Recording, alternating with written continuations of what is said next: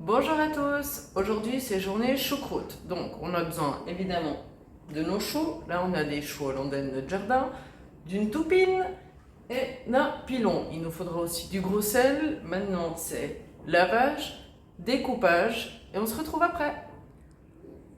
Un premier lavage a été fait, les feuilles de chou je les ai enlevées jusqu'à trouver le cœur du chou. Ces feuilles-là, il ne faut pas les jeter, parce qu'on en aura besoin tout à la fin lorsque ce sera dans la toupine. Ensuite, j'ai coupé en deux, j'ai enlevé le cœur, que mes poules se feront un plaisir de manger.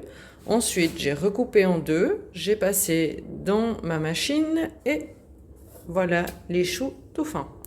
Voilà, à mon tour, j'ai été engagé de force aux cuisines pour faire la suite de la choucroute parce qu'ils font un petit peu de biscotto.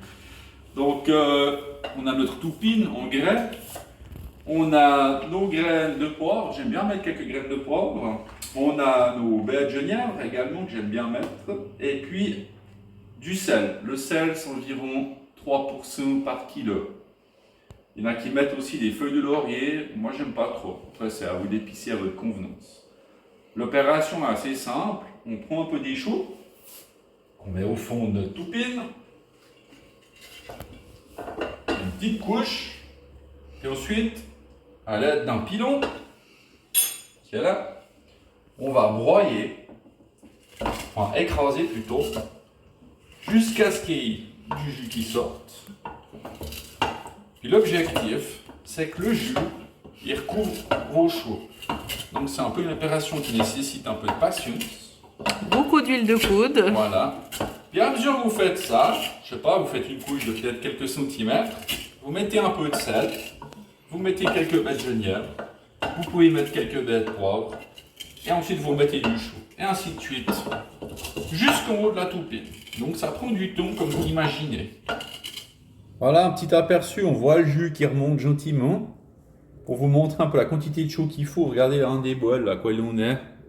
C'est déjà ce qu'il y a dans la toupine. Donc il vous faut quand même pas mal de chou pour remplir une toupine de cette contenance. Bah là, on est 3 choux. 3 choux, ça nous a donné ces 3 bols. Et le pari, tout ça doit aller là-dedans. Là, comme vous le voyez, il y a pas mal de jus. Donc le jus, après avec le poids des pierres, va recouvrir notre choucroute. Et puis ça, c'est très important. Sinon, on ne pourra pas manger ce qui dépasse bien sûr du jus. Donc on a mis environ 3 kg de chou. Il nous reste ça. Avec ça, on fera le souper ce soir. Maintenant vient l'étape pour fermer notre toupine. Alors vous me direz, pourquoi est-ce que j'ai pas été jusqu'au haut? C'est pour manœuvrer mes pierres, pour les glisser deux. Alors maintenant, je vais mettre des feuilles de chou que Daniel a gardées avant. Ces feuilles de chou vont faire en sorte que la choucroute reste bien au fond sous nos pierres. Alors moi, je les glisse comme ça délicatement dedans. Je ne serai pas en pliage. Voilà. Je n'ai peut-être pas besoin de toutes. Voilà, ça ferme vraiment notre système. Voilà. Peut-être tu peux te rapprocher pour filmer. Voilà ce qui va se passer quand je vais mettre les pierres. Le jus va remonter, va vraiment bien recouvrir tous nos choux. Ça, c'est très important. Voilà vient l'étape des pierres à présent. Comme je disais, c'est important de garder un peu d'espace. Là, c'est pas facile. La mise, ça nécessite un peu de doigté. Ça, c'est quand on remplit un poil trop. Des fois, ça peut arriver. C'est tellement bon la choucroute que voilà, ça vaut la peine de remplir à fond. Alors voilà, après plusieurs manœuvres, on a réussi à rentrer les pierres.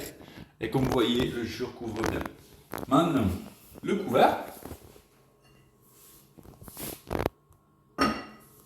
Et très important, le joint avec de l'eau qui va étanchifier notre toupine.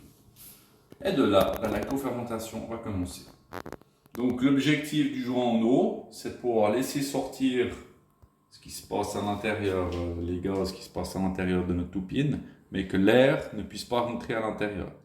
Puis dans environ un mois, vous pouvez la manger.